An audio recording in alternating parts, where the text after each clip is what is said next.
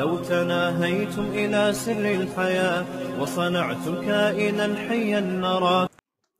دنیا میں کچھ لوگ بیوقوف ہوتے ہیں، مذہبی لوگوں کو چڑھانے والے.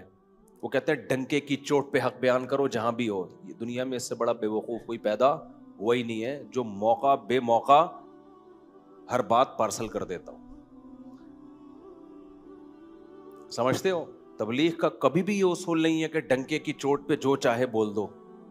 تبلیغ میں ہمیشہ حکمت مصلحت دیکھی جاتی ہے کہ یہ بات یہاں بولنے کی، میں بول دیتا نکال لیتے تو جو بولنے کی اور چیزیں تھی وہ بول پاتا.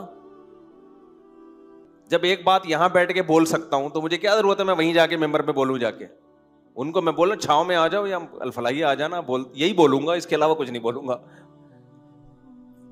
اصل میں ہماری جو ینگ جنریشن ہے نا اس کو غلط گائیڈ کیا جاتا ہے. میں بول دیتا، مجھے ڈیپورٹ کرتے، میرا کوئی نقصان نہیں تھا، مجھے کیا، میں تو یہیں رہ رہا ہوں. مجھے تو جب میں جا رہا تھا نا کسی نے کہا آپ سلپ تو نہیں ہو جائیں گے، میں نے کہا وہ پکڑ کے بٹھا بھی دیں گے نا تو میں بھاگ کے آؤں گا، کیونکہ ہمیں یہاں، ہمیں بھائی یہی مزہ ہے ہماری زندگی.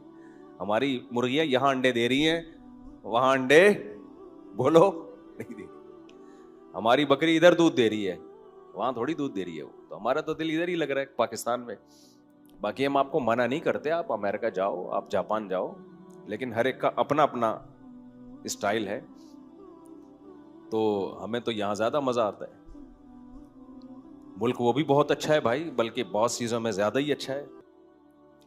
تو لیکن ایک اصول ہمیشہ یاد رکھو، حق بات چھپانا، غلط بیانی کرنا اسلام میں حرام ہے. کسی کے ڈر سے آپ غلط مسئلہ نہیں بتا سکتے. خوب سمجھ لو کہ گورنمنٹ کا خوف تھا یا آپ کو کوئی اور ڈر تھا تو عالم نے مسئلہ ہی غلط بتا دیا، یہ ناجائز ہے. خاموشی اختیار کرنا یہ جائز ہے کسی مصلحت کی خاطر. سمجھتے ہو؟ یہ حدیث سے ثابت ہے. تو بے موقع بات، وقت بے وقت بات کر کے ایسی بات کرنا جس سے کوئی فائدہ نہ ہو، نقصان اس کا زیادہ ہو، تو یہ جائز نہیں ہے. ایسی تبلیغ، خاموشی اختیار کرنا جائز ہے. اور یہ حدیث سے ثابت ہے. نبی صلی اللہ علیہ وسلم نے بیت اللہ کی 4 دیواری بڑا کرنے کا ارادہ کیا کہ اس کو تھوڑا سا کھینچ کے آگے لے جائیں، جو ابراہیم علیہ السلام نے جہاں تک بنائی تھی. لیکن آپ نے کہا کہ لوگ نئے نئے مسلمان ہوئے ہیں، وہ یہ سمجھیں گے کہ میں بیت اللہ کی ہیئت کو تبدیل کر رہا ہوں، جو ابراہیم علیہ السلام کی عمارت تھی اس کو تبدیل کر رہا ہوں. حالانکہ تبدیل نہیں کر رہے تھے آپ، تو اسی پہ قائم کر رہے تھے. لیکن آپ نے خاموشی اختیار کی کہ چھوڑ دو ایسے ہی. لوگ کنفیوز ہوں گے. کیوں؟ کلم الناس علی قدر عقولہم، لوگوں سے ان کی عقل کے حساب سے بات کیا کرو. کچھ باتیں ٹھیک ہوتی ہیں لوگوں کی مینٹل لیول سے اوپر کی. اب نبی صلی اللہ علیہ وسلم حکم دیتے کہ بیت اللہ کو حتیم تک لے آئیں، حتیم تک. تبھی ہم طواف حتیم سے باہر سے کیوں کرتے ہیں؟ پورا بیت اللہ کور ہو جائے. تو آپ اگر حکم دیتے تو جو پرانے صحابہ تھے جن کا ایمان بہت مضبوط تھا وہ تو دل و جان سے مان لیتے. جو نئے نئے لوگ مسلمان ہو رہے تھے، ابھی اسلام پر ان کو 100% اطمینان نہیں تھا، وہ شک میں پڑ جاتے کہ بھائی یہ تو صدیوں سے جو کعبہ چلا آ رہا ہے اسی کو کیا کر رہے ہیں، چینج. اور ایک ابراہیم علیہ السلام سے ان کو محبت بھی تھی، تو کون ہر ایک کو جا کے سمجھاتا نہیں بھائی اصل میں وہ تھا یہ نہیں تھا. تو آپ نے فرمایا چھوڑو، ایسے ہی رہنے دو اس کو. کیوں؟ طواف جو ہے وہ تو پھر بھی ہو ہی رہا ہے نا، پورا تو مکمل ہو رہا ہے. کوئی شرعی مسئلہ تھوڑی اس سے فرق پڑ رہا ہے اس سے. آج تبلیغ میں اس بات کا لوگ خیال نہیں کرتے کون سی بات کدھر کہنے کی ہے اور کون سی بات میں کہاں خاموش رہنا. آپ باپ کو تبلیغ کرنا شروع کر دو، ابا یہ کیا کرو، ابا یہ کیا کرو، ابا کو غصہ آ رہا ہے تو کیا کہا جائے گا؟ بھائی آپ چپ ہو جاؤ. باپ کو تبلیغ کرنا اس اسٹائل میں آپ کے ذمے نہیں ہے. اب وہ کہے میں حق تو بیان کروں گا چاہے کچھ بھی ہو، ڈنکے کی چوٹ پہ بیان کروں گا. تو ڈنکے کی چوٹ پہ تیرا سر پہ چوٹ لگے گی، تیرے ابا کا ڈنڈا لگے گا، اس کے بعد تو کچھ بیان کرنے کے قابل نہیں رہے گا. سمجھتے ہو؟ ہاں، اس میں یہ ضرور ہے کہ مصلحت میں اور بزدلی میں تھوڑا سا فرق ہے. بعض دفعہ بزدلی کی وجہ سے انسان خاموش ہوتا ہے، اس کو مصلحت کا نام دے رہا ہوتا ہے، اور بعض دفعہ مصلحت کی وجہ سے خاموش ہو رہا ہوتا ہے. لوگ جو اس سے دشمن ہیں وہ اس کو بزدلی کا نام دے رہے ہوتے ہیں. دونوں میں بڑا فرق ہے, سمجھتے ہو؟ بزدلی کی بیس پہ خاموش رہنے کی اجازت نہیں ہے, مصلحت کی بیس پہ خاموش رہنے کی اجازت ہے. بزدل کا مطلب ڈرتا ہے کہ میرے ساتھ یہ نہ ہو جائے, میرے ساتھ یہ نہ ہو جائے, مجھے یوں نہ کر دیا جائے, مجھے یوں نہ. یہ تو جائز نہیں ہے. ایک ہے مصلحت کہ جو کام آپ کر سکتے ہیں اس سے بھی محروم ہو جاؤ گے تو اس سے نقصان دین کو ہوگا. جیسے نبی صلی اللہ علیہ وسلم اگر حکم دیتے کہ نہیں بھائی دیوار کو بڑھا دو, ہم کسی سے نہیں ڈرتے. بھائی بات ڈرنے کی نہیں ہے. جو نئے نئے لوگ اسلام قبول کر رہے ہیں ان کا دین داؤ پہ لگ جائے گا.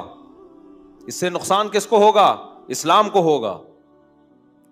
پھر جب اسلام مضبوط ہو گیا, طاقتور ہو گیا, تو پھر خلیفہ نے جب نبی صلی اللہ علیہ وسلم کے دنیا سے جانے کے بعد, خلفائے راشدین کے جانے کے بعد, جو بادشاہ آئے انہوں نے یہ حدیث جب ان کے پاس پہنچی تو انہوں نے بیت اللہ کو حتیم تک بڑھایا. وہی فتنہ ہوا کہ کچھ لوگوں نے کہا نبی کے دور میں نہیں تھا, اب صحیح حدیث دکھا رہے ہیں ان کو. انہوں نے کہا بھائی نبی کے دور میں نہیں تھا, انہوں نے گرا دیا. پھر کوئی بڑھا رہا ہے, کوئی گرا رہا ہے. امام مالک نے فتویٰ دیا بھائی اس کو بڑھانے کی اجازت نہیں. حالانکہ بخاری کی صحیح حدیث ہے کہ یہاں تک ہے, یہاں تک نہیں ہے. لیکن نہیں, امت کی مصلحت کہ ان میں پھوٹ نہ پڑے, یہ سب سے اہم ہے شریعت میں. سمجھتے ہو کہ نہیں سمجھتے؟ آج بعض مذہبی اسکالر کیا کرتے ہیں, کہیں ممبر پہ لے جا کے بٹھا دو, اس علاقے میں پڈا ڈال دیں گے جا کے, ایسے ایسے مسائل بتانا شروع کر دیں گے, لوگوں کی مینٹل لیول سے اوپر کی باتیں, حیات ممات کے جھگڑے اور جو کیا کیا. جو پنجاب میں آپ جھگڑے جا کے دیکھو, عام پبلک حیران ہوتی ہے یار یہ ہو کیا رہا ہے. تو خاموشی اختیار کرنا جائز ہے مصلحتاً, بزدلی کی بیس پہ نہیں. واقعی مصلحت ہو لیکن غلط بیانی شریعت میں جائز بولو نہیں ہے. اور دوسری بات, مصلحت اور بزدلی میں باریک لائن ہے. بعض دفعہ مصلحت ہوتی ہے, لوگ اس کو بزدلی سمجھ رہے ہوتے ہیں کہ یہ مولوی ڈرتا ہے. بھائی ڈرتا نہیں ہے, مصلحتاً خاموش ہے. کیوں؟ بہت ساری مصلحتیں ہو سکتی ہیں. تو لوگ کہتے ہیں ڈر گیا, ڈر نہیں رہا ہوتا وہ. اور بعض دفعہ ڈر رہا ہوتا ہے, اس کو نام کیا دے رہا ہوتا ہے؟ مصلحت کا. یہ بھی ہوتا ہے, اصل میں جو ڈر رہا ہے نام اس کو مصلحت کا دے رہا ہوتا ہے. تو یہ فرق کرنا صاحب حکمت کا کام ہوتا ہے. تبھی اللہ تعالیٰ نے قرآن میں جس نعمت کو سب سے بڑی نعمت قرار دیا ہے نا, وہ ہے حکمت. یؤتی الحکمت من یشاء, جس کو چاہتا ہوں حکمت دیتا ہوں. یہ حکمت یہی تو ہے کہ آپ کو پتہ چل جائے تکبر اور استغنا میں فرق, آپ کو تواضع میں اور احساس کمتری میں فرق پتہ چل جائے. استغنا الگ چیز ہے, تکبر میں انسان اکڑتا ہے, استغنا میں بھی اکڑتا ہے. لیکن استغنا کی اکڑ اللہ کو پسند ہے, تکبر کی اکڑ اللہ کو پسند بولو نہیں ہے. دونوں میں فرق ہے. ایک ہے تواضع, ایک ہے احساس کمتری. تواضع اللہ کو پسند ہے. بعض دفعہ تواضع نہیں ہوتی, احساس کمتری کی وجہ سے مرا جا رہا ہوتا ہے, زمین میں گڑا جا رہا ہوتا ہے. سمجھتا ہے میں بہت متواضع ہوں. متواضع تھوڑی ہے تو, تجھے تو تیرے اللہ نے صلاحیتیں دی, کم بخت تجھے انہی کا ہی پتہ نہیں ہے, تو کچھ دنیا میں کر ہی نہیں سکتا. ابھی ان پہ میں تواضع کسے کہتے ہیں, احساس کمتری کسے کہتے ہیں, تکبر کسے کہتے ہیں, استغنا کسے کہتے ہیں, مصلحت اور بزدلی, یہ الگ الگ مستقل ٹاپکس ہیں.